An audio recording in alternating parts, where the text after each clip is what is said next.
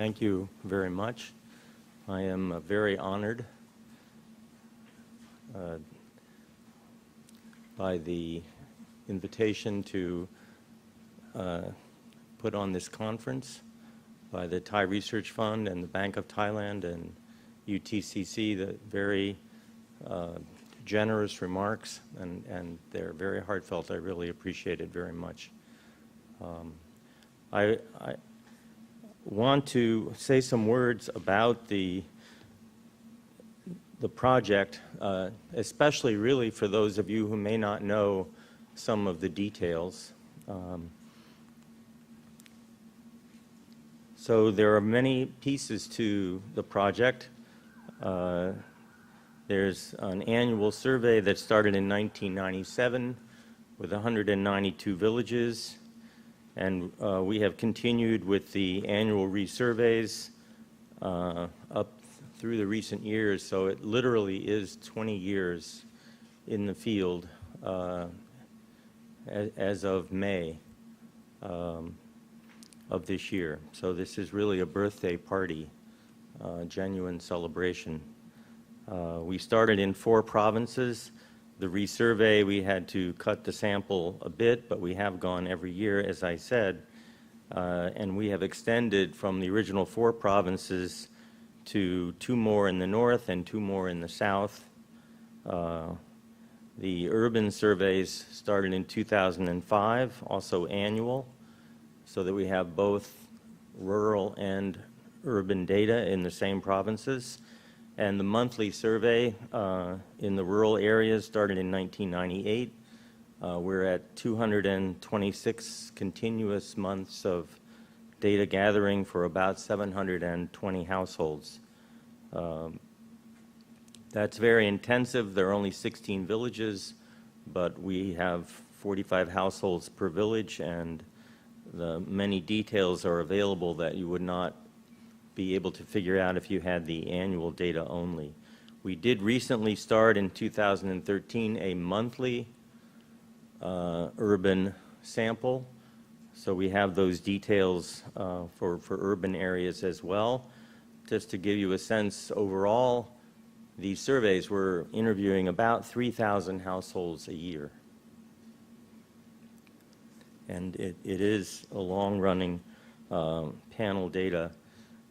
So here I may skip some details, but I always get asked questions about how did we choose the provinces, because we're not in every province in the country. So the idea was to deliberately choose 2 relatively poor agrarian provinces in the northeast and 2 provinces much nearer to Bangkok in the much more developed central region. We chose them based on data from the National Statistics Office, the socioeconomic survey, so we could take advantage of previously existing secondary data. The idea was to compare developed and underdeveloped area, not just over time, but at each point in time, and take advantage of that contrast. After we chose the 4 provinces by hand, we do everything else at random. So 12 tombones randomly selected in the province, although with an environmental stratification that had to do with testing certain models I'll describe lately in a little bit later in this talk. For every tombone, we chose 4 villages at random. For every village, we choose households at random from rosters of the headman. So it's a scientifically designed, stratified, random sample within each of the selected provinces. The other aspect is that it is not just household data. So, for example, starting with the baseline 1997 household survey with a little less than 3,000 households, we also surveyed the headman of each of those 192 villages. There were village institutions there, rice banks and production credit groups and so on. We have 161 of them, for which we gathered detailed institutional data. We also sampled 262 joint liability groups of the Togosaw, and there's an environmental part of the surveys. We have soil samples measuring cation exchange capacity and other scientific measures of soil productivity.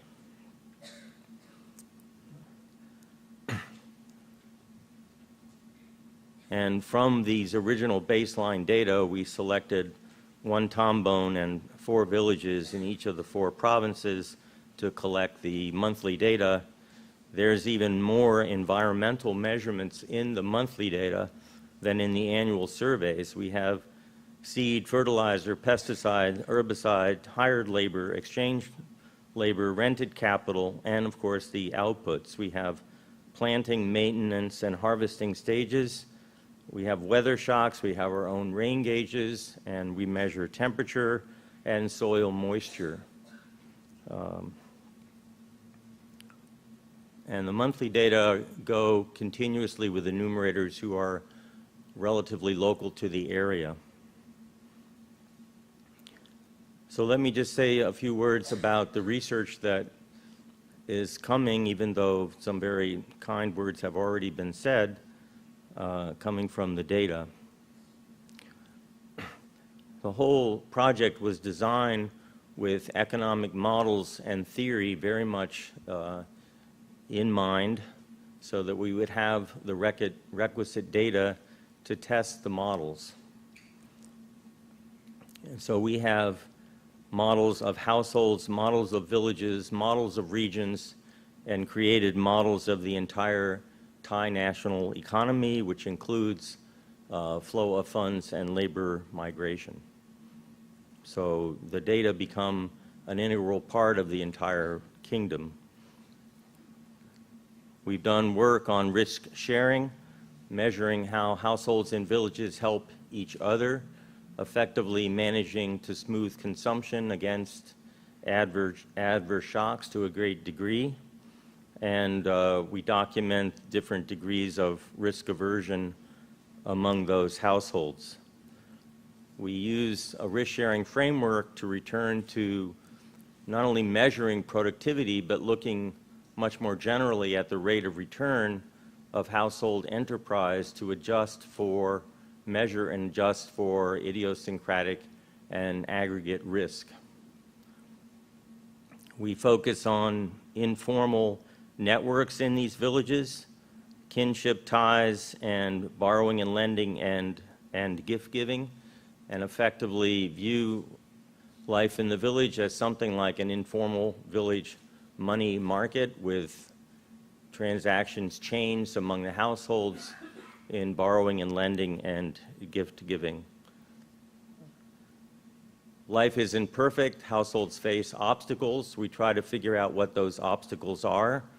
We use repayment data from that joint liability module to take a stand on the impediments to trade, moral hazard, limited commitment, and so on.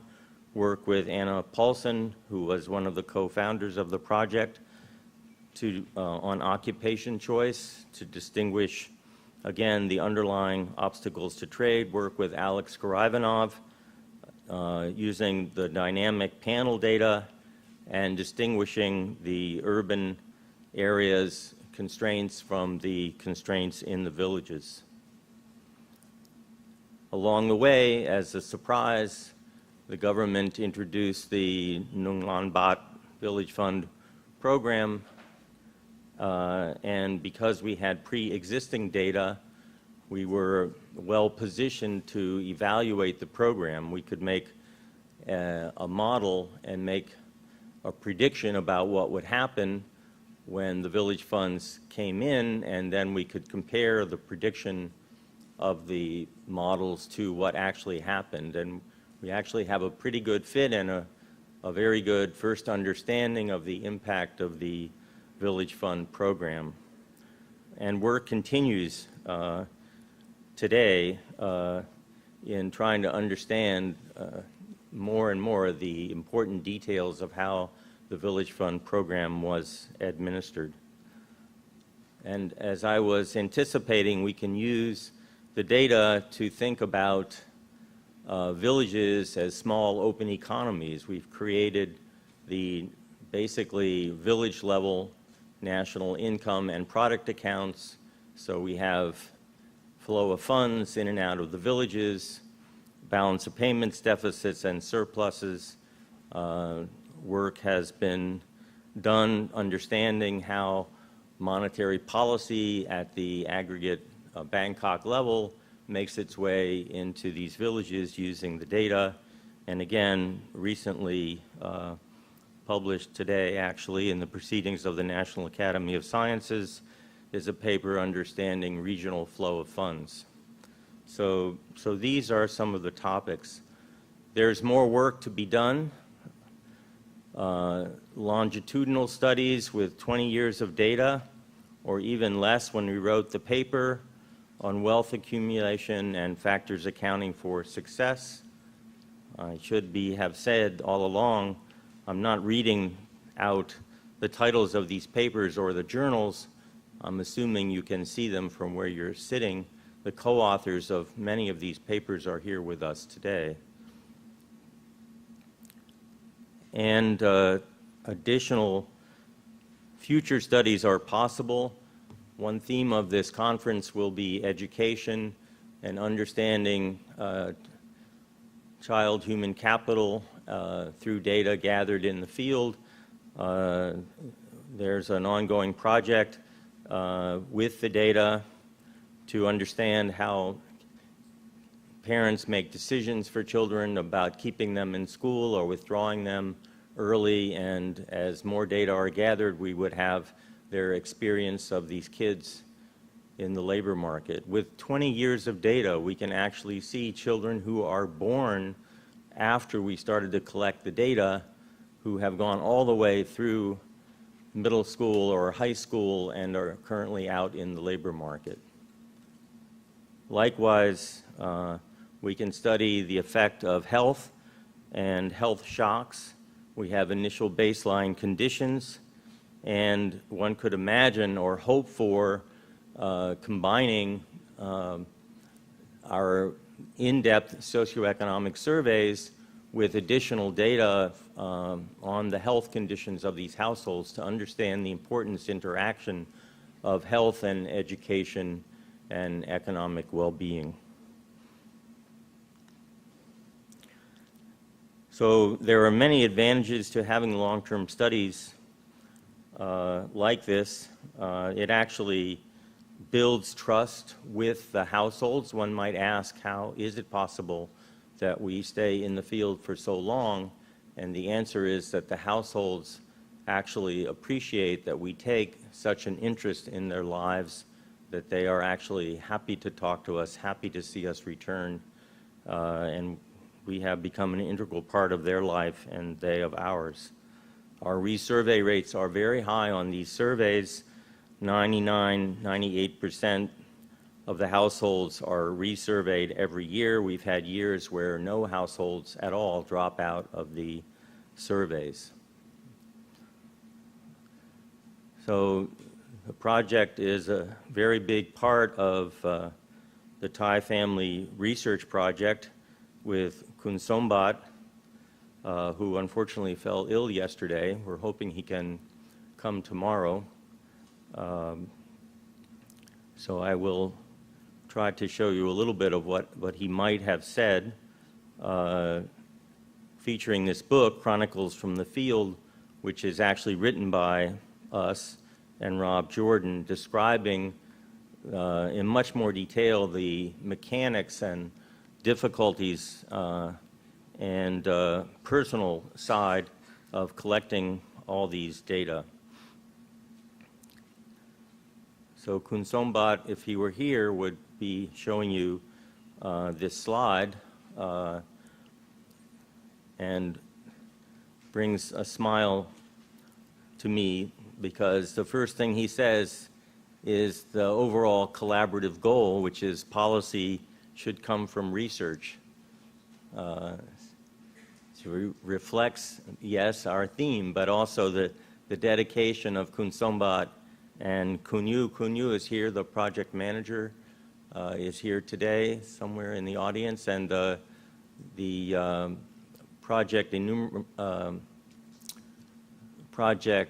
managers will be here in attendance tomorrow.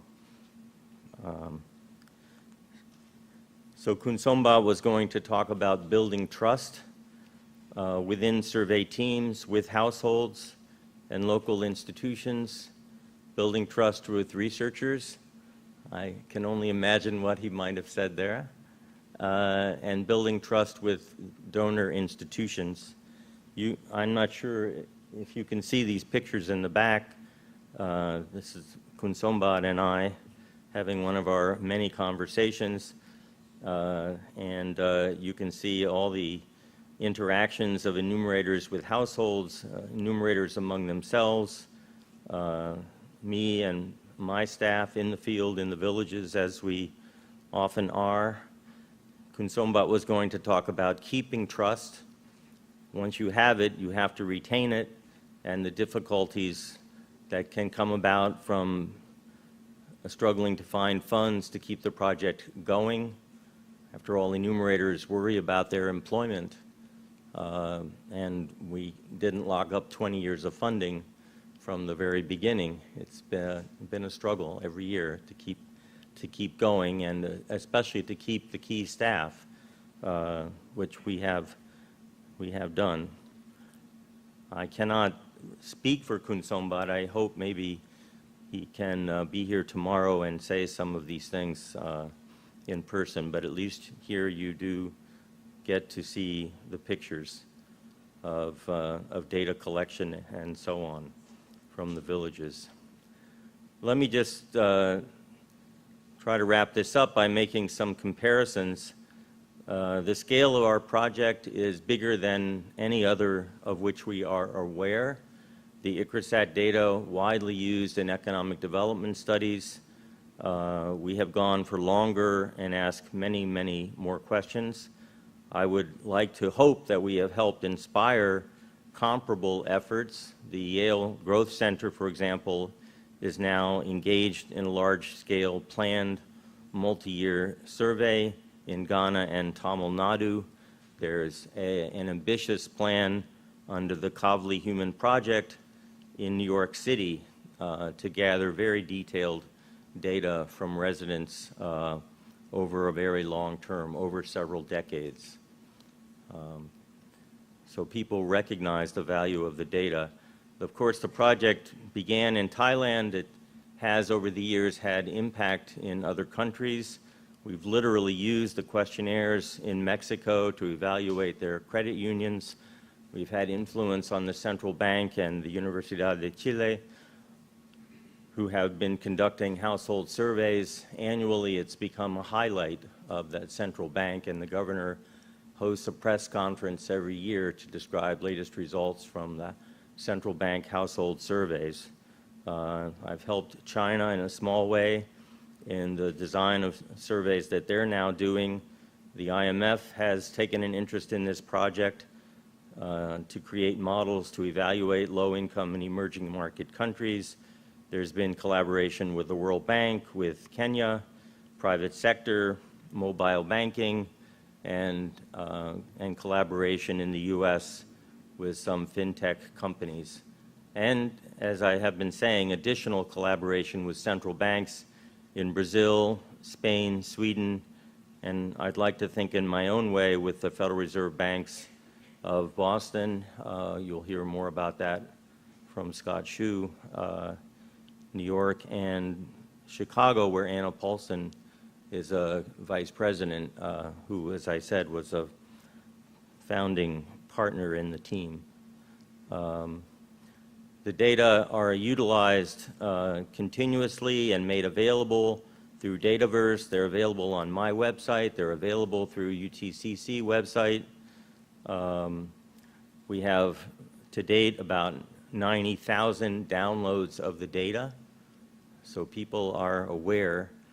There are numerous research papers written, many citations to the data in papers that are being written, many graduate student dissertations, in the U.S. and as Ajahn Sawani was saying, dissertations written at UTCC, Thammasat, Chula, and so on. So Thai researchers are also utilizing this data. This is very important to us and something we hope to continue and amplify.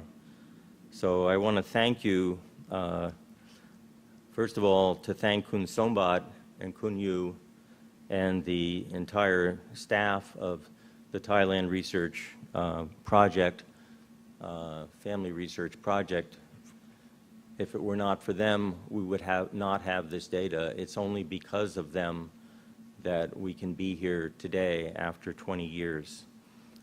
And of course, I want to thank the Thai Research Fund and the Bank of Thailand, who have been generously supporting the project over the past few years.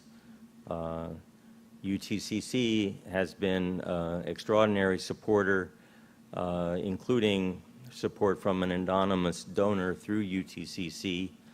And there is a long list of U.S. and European funders. My primary research support in the U.S. from the National Institute of Child Health and Human Development, support from the National Science Foundation, various private foundations, Gates, Templeton, Ford, and from the British aid agency, PEDAL. And we have received other kinds of support along the way in Thailand from the NESDB, from the National Statistics Office, from the Ministry of Finance, who actually did fund one of the surveys, and the Bank for Agriculture that helped us in the South. So not all of the entities at the bottom were contributing financially, but they were contributing in the field and with supportive secondary data, which is an integral part of the project. So I want to make a transition to link the Townsend Thai Project and Thai Family Research Project to the conference. The first theme is going to be measuring household finance and SME finance. You'll see case studies from White from our data, and then we'll turn to Suparit Te, who's going to talk about measuring household finance much more generally, not just with my data, but with other data sets that are available. And finally, Scott Hsu will talk about payment diaries and that are done by the Boston Fed, and innovation that was made possible by combining the Fed diaries with the Sampantharak and Townsend financial accounts. The next session will be on geographic data for finance and policy. Xiao Wen will talk about geographic data visualization tools that we have available for you people all to use. We'll have a research paper by Yan Ji talking about the impact of financial liberalization and distinguishing the expansion of branches from international capital flows, and a talk by Sumarat on the geographic household finance in Thailand, access, vulnerability, and policy responses. And then the third and final session of the conference will be research-based policy design. Flavio Cunha will talk about the role of parenting beliefs, and Killian will talk about his project in the field here in Thailand on education. And then Antoine Martin will pick up this theme of research-based policy and talk about perspectives about the topic of financial markets from the New York Fed. And I'm going to conclude the conference by reviewing the sessions and trying to paint a bigger picture of where we go next. So thank you very much. Thank you all for coming.